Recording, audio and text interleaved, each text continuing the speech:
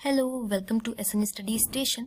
सो puzzle के नए puzzle पे आज हम लोग आ चुके हैं, जो कि है कंपैरिजन बेस्ड पजल। ठीक है, कुछ पजल्स और रह गए हैं, वो भी कंप्लीट हो जाएंगे। उसके बाद हमारा ये पजल वाला सेशन भी पूरा हो जाएगा। तो अभी तक जितने भी पजल हो चुके हैं, जितने भी सेशंस हो चुके हैं, जितने भी वीडियोस हो चुके हैं, आई होप कि उसमें आप लोगों को कोई भी प्रॉब्लम नहीं हुई होगी, और अगर हुई भी है तो आपने कमेंट करके बता दिया होगा। ओके, तो शुरू करते हैं आज का सेशन, कंपैरिजन बेस्ड पजल। ठीक है, कंपैरिजन यानी कि तुलना करना। ये पजल को कैसे सॉल्व करना है, पहले इसके बारे में थोड़ी सी बात कर लेते हैं, फिर क्वेश्चन पे चलेंगे तो समझ में आने लगेगा कि किस तरह का पजल होता है ये। तो सबसे पहले क्या करना होता है आपको, you have to arrange the persons according to the given parameter. अच्छा, डायरेक्ट इन्फॉर्मेशन जो दी है उसको अरेंज करना होता है, फिर इनडायरेक्ट को। कहने का मतलब है जो डायरेक्ट इन्फॉर्मेशन होती है, जैसे कि किसी भी पजल में होता है, डायरेक्ट चीजें को बनाते चलते हैं, और जो भी इनडायरेक्ट इन्फॉर्मेशन होती है उसको साइड में नोट करते हुए चलते हैं। फिर जैसे एक एक इनडायरेक्ट इन्फॉर्मेशन बनती जाएगी, वो डायरेक्ट के साथ मर्ज करते हुए बनाते चलेंगे। ठीक है, तीसरी बात क्या कही जा रही है, sometimes more than one variable, एक से ज्यादा वेरिएबल कभी कभी दिए होते हैं। ठीक है, जैसे कि एग्जाम्पल दिया गया है कि the one who likes white colour is older than only one person. ठीक है, जिसे व्हाइट कलर पसंद है वो केवल एक से बड़ा है, बाकी सबसे छोटा है। एक से बड़ा होने का मतलब है कि जितने भी लोग हैं, 5 लोग, 6 लोग, 8 लोग, उस सब में वो सिर्फ एक से बड़ा है, बाकी सारे लोगों से छोटा है। ठीक है, इसका मतलब है। और उसे व्हाइट कलर पसंद है, यानी कि यहाँ पे डबल इंफॉर्मेशन दी हुई है, एक से ज्यादा वेरिएबल दिया हुआ है। आगे चलते हैं। तो यहाँ पे नेक्स्ट पेज पे ओके यहाँ पर कुछ जानकारी दी हुई है कि if the information is given that there are 8 person. ठीक है, अगर क्वेश्चन में ऐसे दिया हुआ है कि 8 लोग हैं and B is the 6th youngest person. ठीक है, 8 लोगों में बी जो है वो 6th यंगेस्ट, छठे नंबर पे सबसे छोटा व्यक्ति है। इसका मतलब कि वो ऊपर से तीसरे नंबर पे, यानी कि उससे बड़े 2 व्यक्ति हैं बस। ठीक है, अगर कोई छठे नंबर पे सबसे छोटा है और सिर्फ 8 लोग हैं वहां पे, ठीक है, तो यानी कि उससे बड़े 2 ही लोग होंगे। ये तो अंडरस्टूड है। ये छोटी छोटी वही है ना कि छोटी छोटी चीजें होती हैं, बट जब बड़ा सा पजल दिखता है तो फिर ये सब बुद्धि भ्रष्ट हो जाती है, फिर समझ में नहीं आता है। ये सब बातें भी नहीं समझ में आती हैं कि ये क्या हो रहा है, इसका मतलब क्या है, इससे हम लोग समझ नहीं पाते हैं। तो इसीलिए अप्रोच सीखना बहुत जरूरी होता है पजल सॉल्व करने से पहले। और आगे क्या दिया हुआ है, समटाइम्स इन्फॉर्मेशन कंप्राइजेस ऑफ, अच्छा, कभी कभी मैथमेटिकल कैलकुलेशन, मैथमेटिकल चीजें भी दी होती है। जैसे कि दिया होगा कि एग्जाम्पल में दिया है A is salary of A is highest. ठीक है, ए की सैलरी दी हुई है और उसकी सैलरी सबसे हाईएस्ट है। ठीक है, और उसकी सैलरी स्क्वायर ऑफ 50 है, तो 50 का स्क्वायर ऑफकोर्स ये मालूम ही होता है। जो भी आप तैयारी अगर कर रहे हैं, रीजनिंग पढ़ रहे हैं, तो मैथ्स भी होगा उसमें, तो आपको स्क्वायर करना तो आता ही होगा। ठीक है, तो कभी कभी मैथमेटिकली भी चीजों को दे दिया जाता है, तो ए की सैलरी डायरेक्ट ना देके ऐसा देगा कि 50 का स्क्वायर, यानी कि ए की सैलरी 2500 रुपए है। ओके, तो अप्रोच सीख लिया। अब चलते हैं कंपैरिजन पजल के पहले सवाल पे। ये रहा फर्स्ट क्वेश्चन। देखिए, बहुत ही आसान सा पजल है, हो जाएगा तुरंत ही। देखिए, अमंग 6 पीपुल, 6 लोग हैं, A B X D E F. Okay, A B X D E F, ये 6 लोग हैं, डिफरेंट एज है, सबकी एज अलग अलग है। F is not the youngest. ठीक है, एफ यंगेस्ट नहीं है, कहने का मतलब है कि एफ से छोटा कोई एक होगा। ठीक है, जो यहाँ पे आएगा।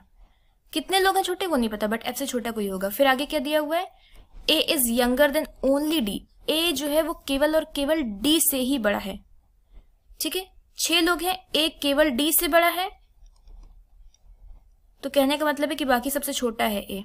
तो कितने लोग आएंगे, 2 हो गए, 6 ही लोग हैं, 1-2 लोग यहाँ पे हो गए, 3 4 5 6। ए सिर्फ और सिर्फ डी से छोटा है। एक minute, A is younger then दिया हुआ है ना, सॉरी ये चीज थोड़ा सा गड़बड़ हो गई। A is younger than only D, A केवल डी से छोटा है, बाकी सबसे बड़ा है, ये कहने का मतलब है। ठीक है, तो यहाँ पे ये सेट हो गया हमारा।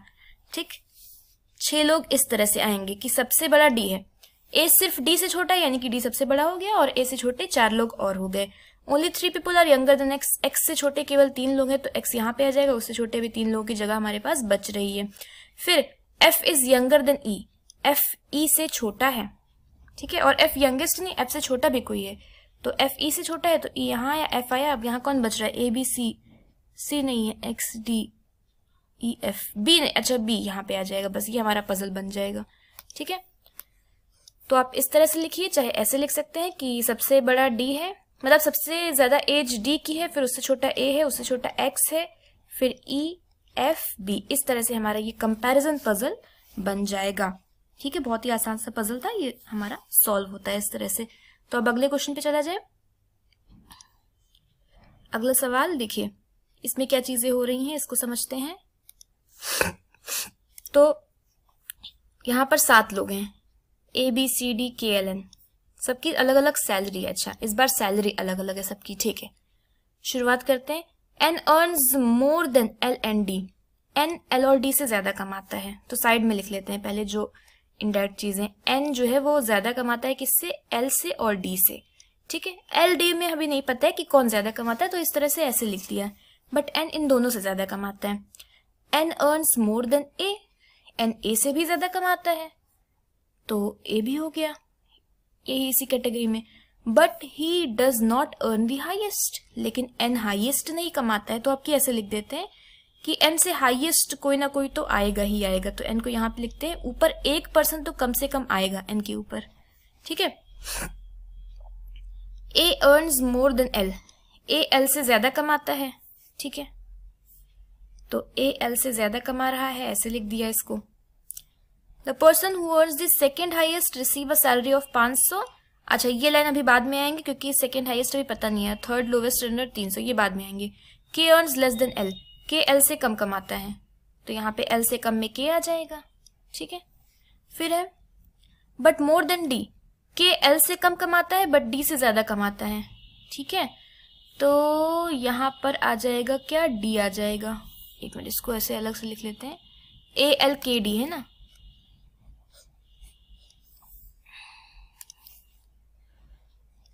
ए एल के डी, ठीक है। क्या कह रहा है कि के एल से कम कमाता है, तो एल से कम हो गया, लेकिन डी से ज्यादा, तो डी से ज्यादा हो गया, और ए जो है वो एल से ज्यादा हो गया, ठीक है। और एल डी ये तीनों एन से कम होंगे, ठीक है, तो एन कहीं ना कहीं एल डी ए इन सब के आगे आएगा एन, ठीक। आगे क्या हो रहा है, सी अर्न्स ₹100, सी 100 रुपए कमाता है, कोई बात नहीं। D is the not the lowest earner, मतलब डी से कम भी कोई है। कितने लोग हैं, 7 लोग हैं, 7 लोग हैं, 1 2 3 4 5 ये हो गए हैं, ओके। तो एन आएगा, एन के नीचे ए आएगा, फिर एल के डी, इस तरह से आ जाएंगे, और डी लोवेस्ट नहीं है, डी के नीचे भी कोई एक आएगा ही आएगा, ठीक है। और एन ए एल के डी, डी के नीचे कोई एक आएगा, और एन हाईएस्ट नहीं है, ये कहा गया है क्या,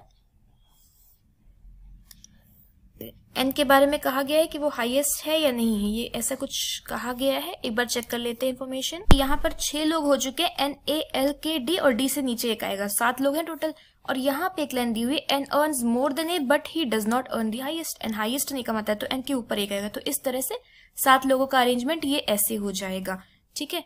तो अब ये जो साइड वाली चीज है इसको हटा देते हैं, अब इसकी जरूरत नहीं है, ये बन चुका है हमारे डायरेक्ट इनडायरेक्ट इन्फॉर्मेशन, सब कुछ हम लोगों ने नोट कर लिया है।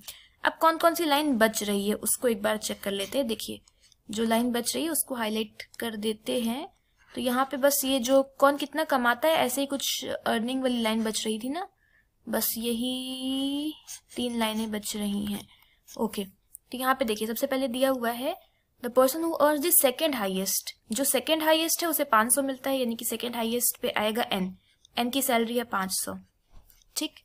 फिर आता है थर्ड लोवेस्ट अर्नर, नीचे से तीसरे नंबर वाले को 300 मिलेगा, तो के को 300 मिल जाएगा, ठीक है। सी की सैलरी 100 रुपए है, सी 100 रुपए कमाता है, तो अब 2 ही प्लेस बचा है, एक एन के ऊपर और एक डी के नीचे, तो सी की सैलरी 100 रुपए है, तो वो डी के नीचे ही आएगा, ठीक है, क्योंकि 100 रुपए वाला जो होगा वो एन के ऊपर हो ही नहीं सकता, एन की 500 है तो। और ये यहाँ पे कौन बच रहा है, ए बी, बी बच रहा है, तो बी आ जाएगा यहाँ पे। इस तरह से ये हमारा अरेंजमेंट पूरा बन जाएगा, ठीक है। और किसी की सैलरी नहीं दी हुई है, तो कभी कभी इसमें क्वेश्चन ऐसे पूछ लेता है कि what can be the possible salary of D, अगर डी की पॉसिबल सैलरी पूछता है तो डी की पॉसिबल सैलरी में आपको ऑप्शंस दिए रहेंगे कि डी की पॉसिबल सैलरी क्या है। ठीक है, अगर ये क्वेश्चन सपोज पूछता है इस तरह से तो यहाँ पे आपको ऑप्शंस में दिया रहेगा कि डी की पॉसिबल सैलरी है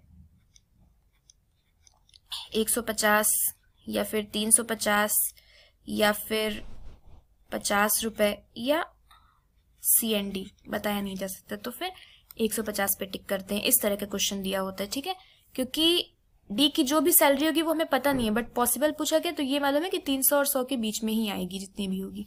ओके, तो नेक्स्ट क्वेश्चन पे चलते हैं, आज के आखिरी सवाल पे चलते हैं। ये रहा आज का लास्ट क्वेश्चन। इसमें देखिए, ओके तो शुरू करते हैं इसे सॉल्व करना। यहाँ पर भी 7 लोग हैं और 3 अलग अलग कंपनीज में काम करते हैं और सबकी सैलरी अलग अलग है। ओके, एक वेरिएबल और बढ़ गया। ठीक है, क्या है, 7 लोग हैं यहाँ पे, 3 अलग अलग कंपनी में काम करते हैं, गूगल, TCS, माइक्रोसॉफ्ट, ये 3 कंपनीज के नाम हैं। ठीक है, ओके तो पहले लिख लेते हैं गूगल, TCS और माइक्रोसॉफ्ट। ये 3 कंपनीज में 7 अलग अलग लोग क्या है, काम करते हैं। ठीक है, और हर एक की सैलरी अलग अलग है। ठीक है, और आगे दिया हुआ है at least 2% work in each company. Her company में कम से कम 2 लोग तो हैं ही। ठीक है, 1 2 1 2 1 2 6 लोग तो ऐसे ही हो गए। 7 है, कोई एक कंपनी में 3 लोग होंगे, बाकी सब में 2 होंगे। Okay, D salary is not 36 34। D की सैलरी इतनी नहीं है तो साइड में नोट कर लेते हैं, D not this one. Neither E और एफ की सैलरी हाईएस्ट नहीं है। हाईएस्ट सैलरी इसमें से कौन सी है, 28 वाली। तो ई और एफ में से किसी की भी सैलरी नहीं होगी। क्या नहीं होगी, वह ये वाली नहीं होगी। ठीक है, फिर है B salary third highest. Third highest salary कौन सी है, हाईएस्ट 28 वाली है, फिर थर्ड हाईएस्ट ये है, बी की सैलरी इतनी हो जाएगी। Okay, E does not work in Google, E Google में काम नहीं करता तो ई यहाँ पे तो बिल्कुल भी नहीं आएगा। Only those person who salary is the least and second least work in Google. Google में 2 ही लोग काम करते हैं। ठीक है, 2 लोग यहाँ पे आएंगे जिनकी सैलरी लीस्ट और सेकेंड लीस्ट है, मतलब कि सबसे कम और उससे ज्यादा। तो सबसे कम सैलरी है 24 ये वाली है, और उससे ज्यादा सैलरी है बस ये 2 लीस्ट सेकेंड लीस्ट है। B's salary is more than C's salary and they work in the same company. No other person work in this company. B और C की सैलरी सेम है। ठीक है, B और C एक साथ काम करेंगे और B की सैलरी C से ज्यादा है और सिर्फ यही दोनों उस कंपनी में काम करेंगे जिसमें भी होंगे। अब 2 ही कंपनी बच रही है, TCS और माइक्रोसॉफ्ट। ठीक है, गूगल में तो आएंगे नहीं, गूगल में क्योंकि B की सैलरी हमें दी हुई है और B की सैलरी इन दोनों में से कहीं भी नहीं है। ठीक है, आगे चलते हैं।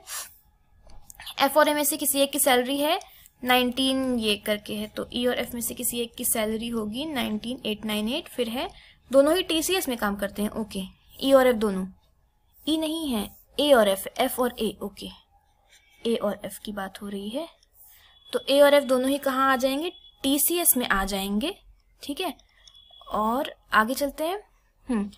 B और C एक साथ आएंगे और उस कंपनी में सिर्फ वही दोनों काम करेंगे, तो बचा माइक्रोसॉफ्ट। माइक्रोसॉफ्ट में 2 लोग काम करेंगे और TCS में 3 लोग काम करेंगे। ठीक है, जो भी बचेगा वो TCS में आ जाएगा। आगे चलते हैं। ई गूगल में नहीं आएगा और ई माइक्रोसॉफ्ट में भी नहीं आ सकता, वहां 2 लोग हो चुके हैं, तो ई गूगल TCS में आ जाएगा। और ई और एफ में से किसी की सैलरी इतनी नहीं है, 28,000 हाईएस्ट नहीं है, तो ई और एफ की हाईएस्ट सैलरी नहीं है। बी की सैलरी में पता है और बी से कम सी की सैलरी है, तो हाईएस्ट सैलरी वाला सिर्फ एक ही पर्सन बच रहा है, वो बच रहा है ए की सैलरी हो जाएगी 28,116। फिर ई और एफ की सैलरी, अच्छा बी की सैलरी हमें दी हुई है 8697 और इससे कम होगी उसकी सैलरी, सी की सैलरी।